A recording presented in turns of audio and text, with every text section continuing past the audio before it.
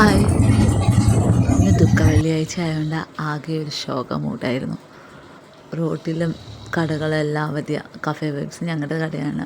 3 ദിവസത്തേക്ക് അവധിയാണ്.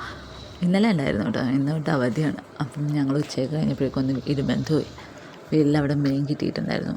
അപ്പം അപ്പച്ചൻ പറഞ്ഞ ബ്രാല് ഉണ്ട്, അപ്പോൾ വന്നാൽ തരാമെന്ന് പറഞ്ഞുകൊണ്ട് ഞങ്ങൾ അങ്ങോട്ടേക്ക് വിട്ടതാണ്. ഇത് ആകെ ഒരു മഴക്കാറായിരുന്നു, കംപ്ലീറ്റ് മഴക്കാറായിരുന്നു.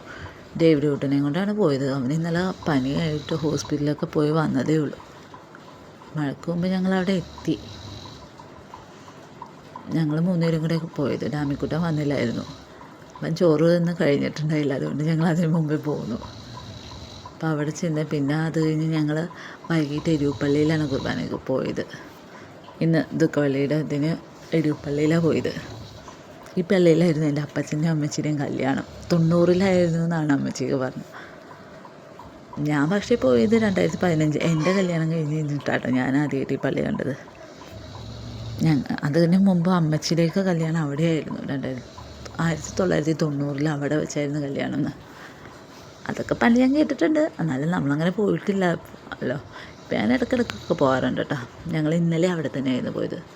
പക്ഷേ ഇതൊക്കെ മറ്റേ വിലാപയാത്ര പോകാറായപ്പോഴേക്കും നല്ല മഴയായിരുന്നു. ഞങ്ങൾ റോഡിലേക്ക് കയറിയപ്പം ഡിൻചേട്ടൻ പറഞ്ഞു, വാ നമുക്ക് വീട്ടിലേക്കാം, മഴ തുടങ്ങുമല്ലേ. ഡേവിഡ് കുട്ടൻ്റെ ആകെ പനിയാണ്, പിന്നെ ഒന്നും കൂടെ മഴ കൊണ്ടു കഴിഞ്ഞാൽ പ്രശ്നമാണെന്നോർത്ത് ഞങ്ങൾ മെയിൻ റോട്ടിൽ കയറിയപ്പോൾ തന്നെ വണ്ടി എടുത്ത് പോകണമായിരുന്നു. എനിക്കൊന്ന് പ്രദക്ഷിണത്തിനൊക്കെ പോകണമെന്നുണ്ടായിരുന്നു. ഡാമിക്കുട്ടനും ഇഷ്ടമായിരുന്നു. പക്ഷെ മഴ പേടിച്ച് ഞങ്ങൾ പൊക്കത്ത് വരെ എത്തിയപ്പോഴേക്കും പെട്ടെന്ന് പോന്നു. അതൊരു കണക്കിന് നന്നായിട്ടാണ് പോന്ന്.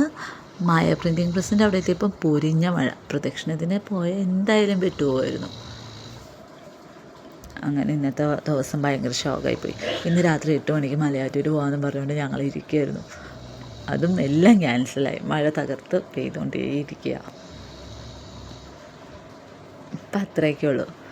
ഇന്നോട്ട് ഞാൻ വ്ളോഗ് ഇടണമെന്ന് ഓർത്തുകൊണ്ടിരിക്കുക. ഇപ്പം അത്രയേ ഉള്ളൂ. Thank you. എല്ലാവരും ഒന്ന് സബ്സ്ക്രൈബ് ചെയ്ത് സപ്പോർട്ട് ചെയ്യണം. ഇനി തൊട്ട് ഞാൻ എന്തായാലും ചെയ്യണമെന്ന് വിചാരിച്ചുകൊണ്ടിരിക്കണം. അപ്പോൾ അത്രയേ ഉള്ളൂ. Thank you.